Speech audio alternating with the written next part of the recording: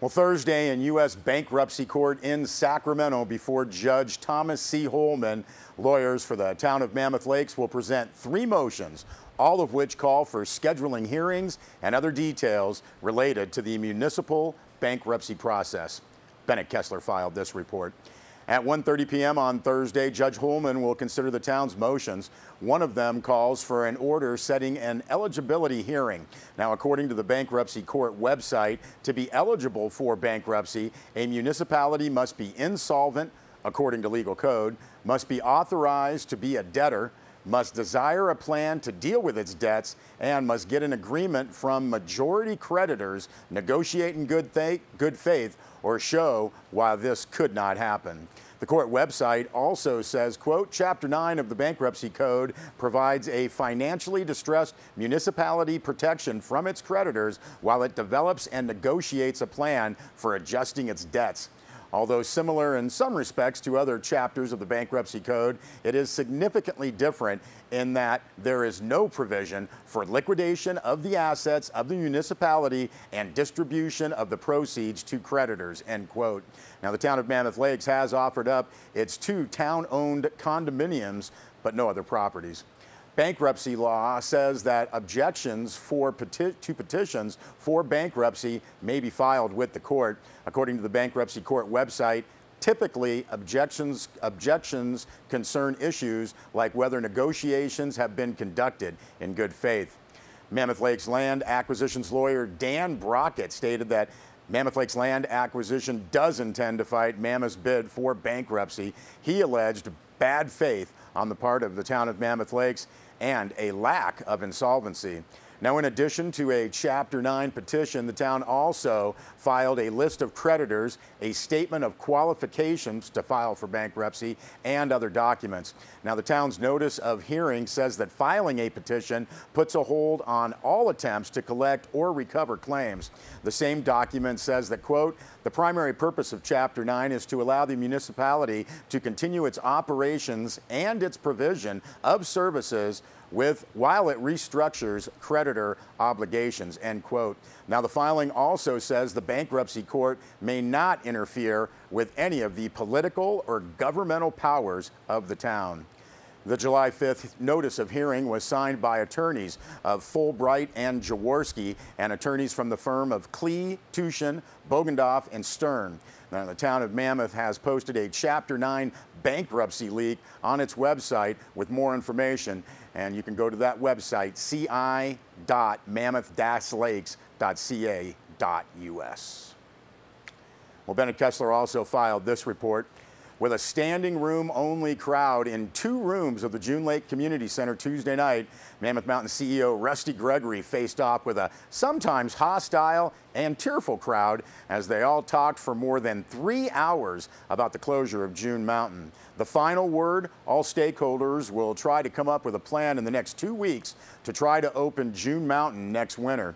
Guarantees for that outcome still remain slim. Mammoth Mountain will have to deal with the Forest Service on the June Mountain permit. Now, Gigi Vanderriet covered the meeting for Sierra Wave Media, and she reported that some 200 people crowded into the main room of the community center with an overflow in an adjoining room that offered speakers and audio of the meeting, which was chaired by the June Lake Citizens Advisory Committee and the Mono supervisors. Now, Rusty Gregory stood up to say he was there to let people know what is happening, face the community, and move forward. The citizen response started with a teacher and students who sold lemonade to save June Mountain, and they handed Gregory a check for $134. Then the mood turned more angry and emotional. People stood up to ask for cheaper lift tickets, more investment in improvements at June Mountain, and better marketing. Others spoke of personal suffering that the closure of the town's main attraction would have provided. Now, to questions of why he closed down June Mountain so suddenly and without notice, Gregory said the banks that hold Mammoth Mountain loans were calling on loan covenants which require a certain revenue and financial condition of the company. Now, Gregory said Mammoth is paying the bank, but that revenue, which is usually $45 million a year, had dropped to $25 million this season. The terms, he explained, require Mammoth to remain financially viable. That required a large cut in operations. Now, Rusty Gregory had earlier stated that June has lost $1.5 million per year for the last 6 or 7 years. Gregory said, quote, we got 1 week's notice ourselves, end quote. Now, he said he went public at once with the news. This comment was in response to questions about why there was no notice about the closure of June Mountain. Now, many pushed Gregory to sell June Mountain. He said he would not stand in the way, but that no one would invest in a losing venture. He said he has received no offers, but did say he would consider an offer.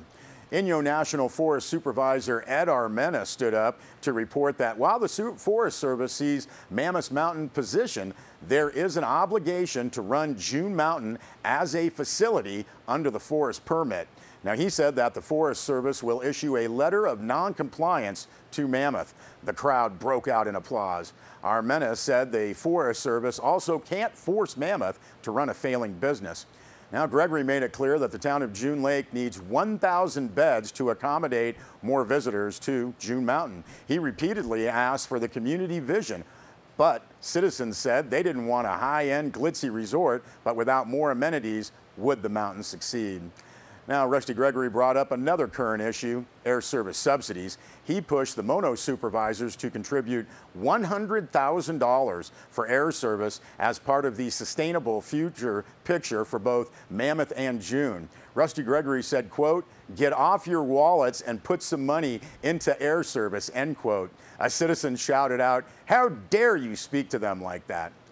Mono supervisors said they have many other issues constituents want before Air Service. That was during a very tense start of the meeting.